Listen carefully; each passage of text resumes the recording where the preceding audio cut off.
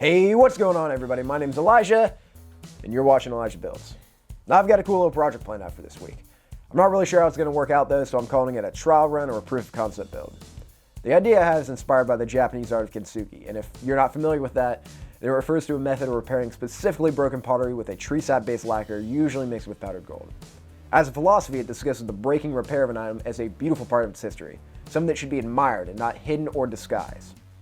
Now, the item I want to make using this method is a pretty boring one, a simple coaster, but as I said, this is really just a trial run. As long as this works out well, I'll be scaling up my idea and hopefully making something a lot more impressive next week. I should state, however, that there will be a few key differences between what I'm doing and the actual Japanese art form.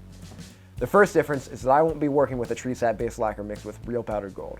I'll be working with epoxy and a gold mica powder. The second difference is that I won't be using pottery, I'll be using concrete. And the third most important distinction is that what I'll be working with won't actually be broken. I'll be using modeling clay inside my concrete mold to create a crack-like trench that I'll later be filling in with the epoxy. That's it. Pretty straightforward, pretty simple. How could I screw that up? You'll see. But I hope you guys liked the video. If you do, then consider dropping a like and subscribe. Thank you, enjoy, and see ya.